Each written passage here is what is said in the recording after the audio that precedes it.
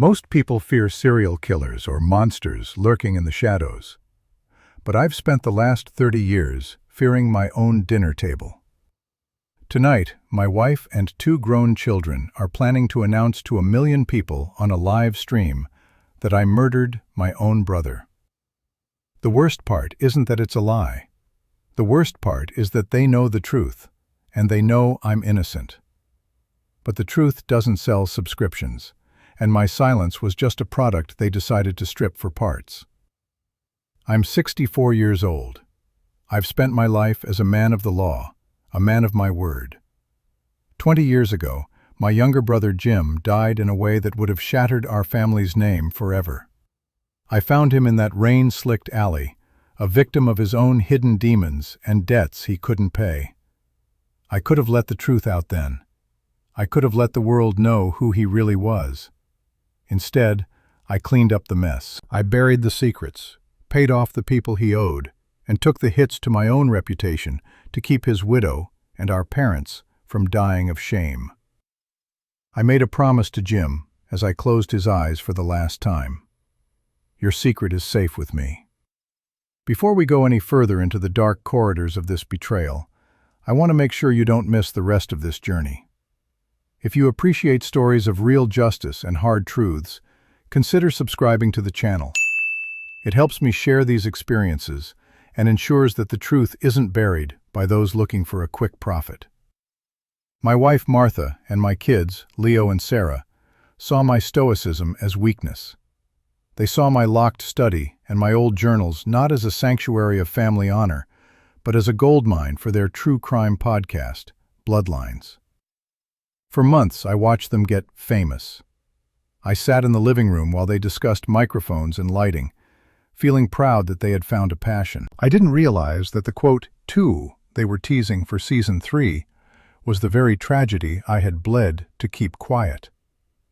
The betrayal didn't happen all at once. It was a slow crawl.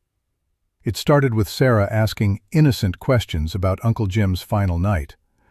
Then Leo found a key to my safe that I thought was hidden. They didn't just find facts. They found my personal letters, Jim's panicked notes, and the financial records of the hush money I paid.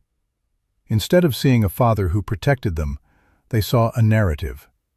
They began to twist my words, editing my old journals into confessions. They decided that a brother killing a brother out of jealousy was a better hook for their Spotify deal than a brother saving a family from ruin. I am sitting in my chair right now, listening to them laugh in the kitchen while they prep the evidence that will destroy my life for a viral moment. They think I'm just an old man who doesn't understand the internet. They think I'm a ghost in my own home. But they forgot one thing. I was a sheriff long before they were influencers, and I know exactly how to handle a criminal conspiracy. Listening to my family laugh in the kitchen while they sharpen the knife for my social execution is a surreal experience. It's a Tuesday night, and the smell of pot roast fills the house, masking the stench of their treachery. Martha, my wife of 35 years, is clinking wine glasses with our son, Leo. They aren't celebrating a birthday or an anniversary. They are celebrating the numbers. Their podcast reached the top 10 charts today, fueled by the teaser for the upcoming episode where they imply I'm a murderer. I remember when Leo was 10 and fell off his bike. I was the one who stitched his knee and told him everything would be okay. Now, at 26, he looks at me not as a father, but as a content opportunity. He spent the afternoon in the garage, filming B-roll footage of my old workbench, probably planning to add some grainy filter and ominous music to make my tools look like murder weapons. He thinks I'm too old to see the notifications on his phone, but I saw a message from his producer. The evil dad angle is gold. Ratings are up 40%. Martha is the one who hurts the most. She knows how much I loved Jim. She was there the night I came home drenched in rain and blood, shaking because I'd just seen my little brother's life slip away. She held me while I sobbed. Now she's the lead researcher for the show. She's the one who provides the intimate insights into my dark moods and secretive behavior. She told their audience that I've been distant and cold for 20 years, neglecting to mention that my distance was actually the weight of a secret I kept to protect her lifestyle. Tonight at dinner, the air is thick with a fake, sugary kindness. Sarah, my daughter, asks me how my day was, her eyes darting to the voice recorder she has hidden under a napkin.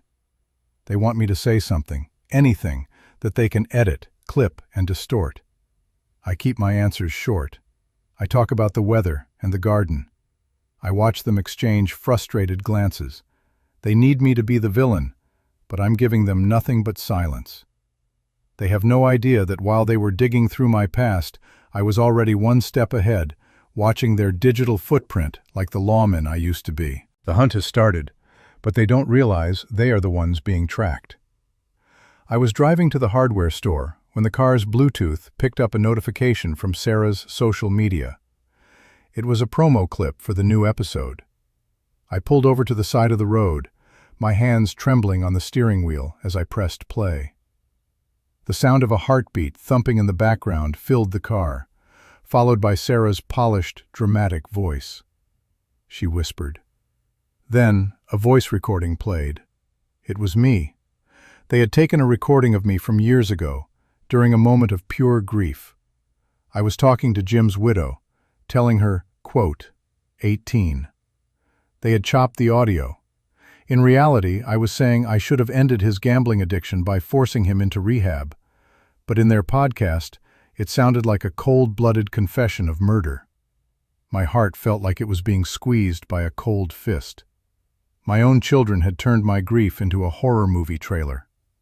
When I got home, I didn't go inside. I sat in the shadows of the porch and watched them through the large living room window. They were huddled around a laptop, glowing with excitement. They weren't mourning a lost uncle or worried about their father's soul. They were looking at a graph of, quote, 19. Leo was pointing at a spike in the chart. He said, his face illuminated by the blue light, I realized then that my house had become a factory where my life was the raw material. They had moved beyond just telling a story. They were manufacturing a crime. They had even started a Patreon tier called, quote, 22, where people paid monthly to get, quote, 23 about my supposed dark past. I watched my wife, the woman who once promised to love and honor me, nod in agreement as Sarah suggested they buy a fake shovel to show on camera. The betrayal was complete. They weren't just thieves of my secrets. They were architects of a lie that would end with me in a jumpsuit if they had their way. But they forgot that a sheriff knows how to spot a setup from a mile away. The following morning, the atmosphere in the house shifted from secretive to predatory. I walked into the kitchen and found my son, Leo, looking through my old briefcase. He didn't even try to hide it. When I cleared my throat, he just looked up with a smirk that made my blood run cold. He said, casually tossing a folder back onto the table. I stood there, gripped by a realization that made me feel like a stranger in my own home. They weren't just implying I was a killer. They were actively building a motive out of thin air. My success as a lawman was being framed as a cover-up, and Jim's tragic struggles were being rewritten as him being a victim of my controlling nature. Later that afternoon, I logged onto a guest account to see their latest post. The thumbnail was a photo of me from Jim's funeral, cropped to make it look like I was smiling. The caption read, "The killer in the front row? New evidence suggests a family cover-up." The comments were a nightmare. People I had known for years, neighbors I had helped, and strangers from across the globe were calling for my head. "Look at his eyes," one user wrote. "He's a sociopath. Justice for Jim."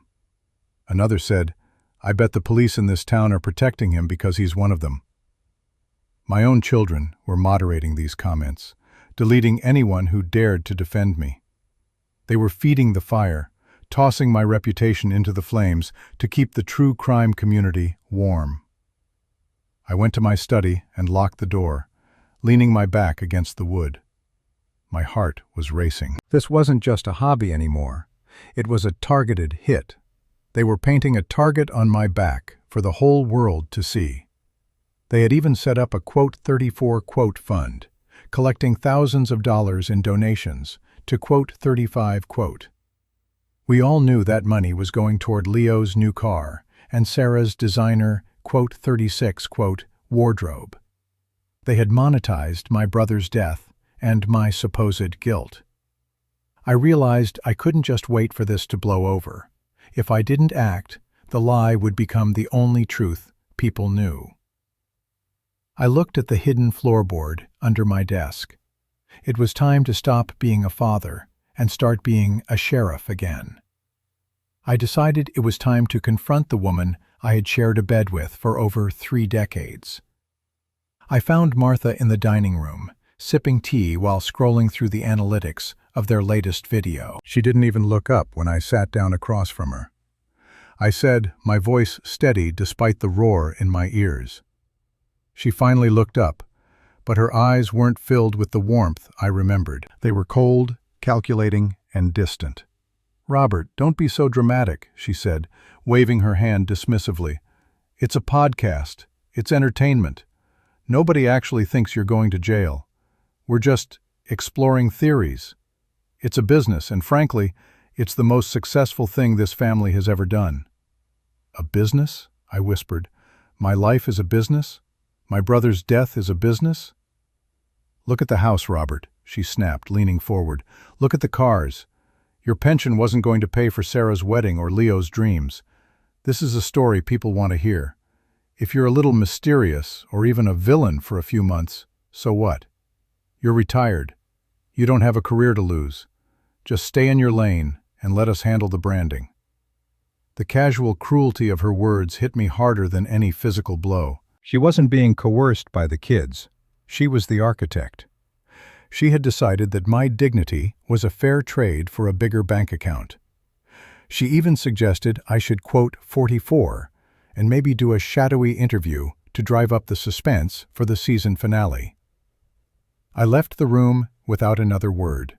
There was no point in arguing with a ghost, and the woman I loved was gone, replaced by a quote 45 who saw her husband as a prop. As I walked down the hallway, I heard her pick up her phone. Quote 46, she told someone on the other end, likely her producer. Quote 47. I didn't yell. I went to the basement and started checking the security cameras I'd installed years ago for home protection. It was time to see what they were saying when they thought the villain wasn't listening. I went to the heavy oak desk in my study and reached for the key I kept taped to the underside of the drawer. My heart skipped a beat when my fingers met nothing but smooth wood. The tape was gone. I pulled the drawer out completely, hoping it had just fallen, but the space was empty. Panic, cold and sharp, flared in my chest.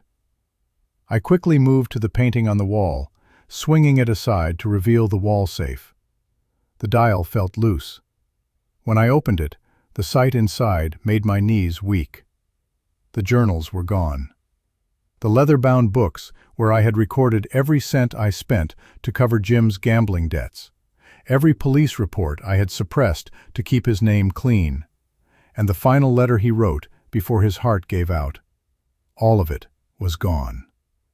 In their place was a single sticky note in Sarah's neat, bubbly handwriting. Quote, 49. They didn't just take papers, they took my shield. Without those documents, I had no proof that I was the one who saved the family. To anyone else, those financial ledgers showing massive outgoing payments could be twisted to look like I was being blackmailed, or worse, that I was paying someone to keep a crime quiet. They were going to use my own sacrifices to build the gallows they planned to hang me on. I spent the rest of the afternoon checking the house, feeling like a stranger in a crime scene. In the trash can in the laundry room, I found shredded remnants of Jim's original letters. They hadn't just stolen the history, they were destroying the parts that didn't fit their narrative. They were literally erasing the truth to make room for a more profitable lie. I sat in the dark of my basement, the blue light of my old laptop reflecting in my glasses. They thought I was a dinosaur, a relic of the analog age. They forgot that as a sheriff, I spent my final years transitioning to digital forensics. I opened the software for the hidden microphones I had placed in their studio room months ago for home security. I put on my headphones and hit play. What I heard wasn't just a betrayal, it was a conspiracy. I listened to my own children laughing as they discussed which quote 51 to fake and how to make me look quote 52 during the upcoming live finale. My hands stopped shaking. The grief was gone, replaced by a cold, hard clarity. If they wanted a show, I was going to give them a performance they would never forget. I spent the next 3 days acting like a defeated man. I shuffled through the house with my head down, barely touching my food, letting them see exactly what they wanted. A broken old man, crushed by the weight of his quote 53. It was a mask. In reality, I was working harder than I ever had during my years in the department.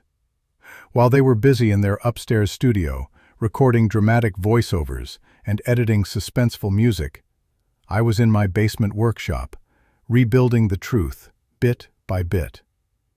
I didn't need the physical journals they stole. I had digitized everything years ago as a backup, and those files were stored on a cloud drive they didn't even know existed. But I needed more than just my side of the story. I needed their own words. Through the hidden microphones, I captured hours of their quote 54, quote 55. Sarah's voice came through my headphones, sharp and hungry. Quote, Leo replied, the sound of a mouse clicking echoing in the room. Martha's voice was the coldest. They were planning a public execution of my character. They had scheduled a live video broadcast for Friday night, inviting their millions of followers to watch as they, quote, me with their... They expected me to stumble into the room, confused and angry, providing them with the perfect viral reaction. They were so blinded by the dollar signs and the fame that they forgot I taught them everything they knew about strategy. They were playing checkers, thinking they were grandmasters. I was playing a game they hadn't even realized had started. The house felt like a pressurized chamber on Friday morning. The big reveal was only hours away. I watched from the hallway as a professional lighting crew, paid for by their Patreon supporters, hauled equipment into our living room. My home was no longer a home. It was a stage set for my destruction. Martha was getting her makeup done, looking like she was preparing for an Oscars red carpet rather than the betrayal of her husband. Leo and Sarah were buzzing with a frantic, greedy energy.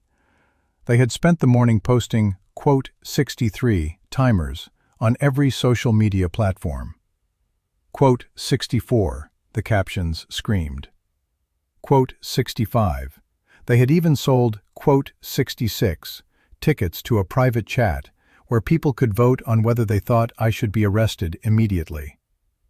I stayed in my study, keeping the door cracked just enough to see the madness. Sarah walked by, holding a prop, a rusted old box she'd found at a flea market. She was telling Leo they would claim it was, quote, 67, quote, they found in the backyard. It was all a lie, a carefully choreographed dance of deception. They weren't even trying to find the truth anymore. They were just trying to keep the viewer count from dropping. Dad, you should wear the old flannel shirt tonight, Leo said, poking his head into my room with a fake, pitying smile. It makes you look more relatable, more like a man who's been carrying a heavy burden. The audience will love the aesthetic. I didn't argue. I just nodded. I let him think he was the director and I was just a washed-up actor. But under my desk, my laptop was connected to the house's main router. I had prepared a digital quote 70 for their live stream. I had the recordings of them mocking their fans, the footage of Sarah laughing while she scuffed up the quote 71, and the bank statements showing that the quote 72 donations were being spent on luxury vacations. As the sun began to set, the tension was unbearable. They were checking microphones, testing the internet speed, and rehearsing their opening lines. They were so focused on the camera lens that they never noticed me installing one final device into the main switchboard. They were ready for their climax. They wanted a show. I was going to give them a finale that would burn their digital empire to the ground. The clock struck 8 p.m. The living room was flooded with studio lights, and the quote 73 indicator on the camera glowed a predatory red. Over 200,000 people were watching. Sarah stood in the center of the room, her face a mask of practiced tragedy. She whispered to the lens. I walked into the light. I looked old, tired, and fragile. Martha sat on the sofa, dabbing her eyes with a tissue, playing the role of the heartbroken wife. She said, her voice trembling for the audience. Leo stepped forward, holding up a fabricated document. The chat on the screen was moving so fast I couldn't read it. Monster. Arrest him. Look at his guilt, they screamed. I waited for the peak of the tension, the exact moment they were about to reveal their biggest lie. Then I pulled a small remote from my pocket and pressed the button. The main screen behind them, which was supposed to show a photo of Jim, suddenly flickered. It wasn't a photo. It was the raw, unedited audio and video from my hidden cameras. The room went silent as Sarah's voice boomed through the speakers. The audience watched in real time as a video played of Martha laughing while she scuffed up in the garage. Then came the killing blow, the bank records showing the 85 donations being transferred to a private account for a villa in Italy. Leo stammered, his face turning ghostly white as he looked at the camera. The viewer count began to plummet as the chat turned into a riot of "and." I looked directly into the lens. I laid the original notarized confession from Jim, explaining his own tragic accidental overdose, on the table. I said quietly. The stream cut to black, leaving them in a room full of expensive lights and a ruined future. The silence that followed the screen going dark was heavier than any secret I had ever kept. Martha was staring at the floor, the expensive makeup on her face cracking as she realized that her quote 92 had evaporated in a single click. Leo and Sarah weren't even looking at me. They were frantically checking their phones, watching their follower counts drop by the thousands every second. The sponsors were already sending termination emails. The house, once filled with the buzz of a hit podcast, now felt like a tomb. I didn't stay to watch them cry. I didn't want their apologies, because I knew they would only be sorry they got caught, not for what they did. The next morning, I packed a single suitcase. I filed for divorce and contacted a lawyer to begin the process of suing for defamation and the recovery of the Justice for Jim funds they had embezzled from well-meaning strangers. I wasn't doing it out of spite. I was doing it because the truth deserves to be guarded, even if it's painful. I moved into the small cottage Jim had left behind, the one I had spent 20 years maintaining with my own sweat and money. It's quiet here. I spend my mornings gardening and my afternoons reading books that have nothing to do with crime or betrayal. I've started a small woodworking shop, teaching local kids the value of building something real with their hands. For the first time in 2 decades, the weight on my shoulders is gone. I don't have to protect a dead man's secret anymore, and I don't have to provide for people who view me as a paycheck. I am 64, and I am finally living for myself. Looking back at the ruins of my old life, I don't feel regret. I feel a strange kind of peace. I gave my family everything, and they tried to take my soul for a viral moment. I simply gave them back the mirror they refused to look into. Was I too harsh? Did I do the right thing by destroying their reputations to save my own? What would you have done if your own flesh and blood turned your life into a horror story for clicks and cash? Let me know in the comments. If you found this story powerful, don't forget to hit the like button and subscribe to the channel. I have many more stories of justice, revenge, and the hard truths of life to share with you, and you won't want to miss what's coming next. Share your thoughts below. I read every single one of them. The end. Thank you for listening.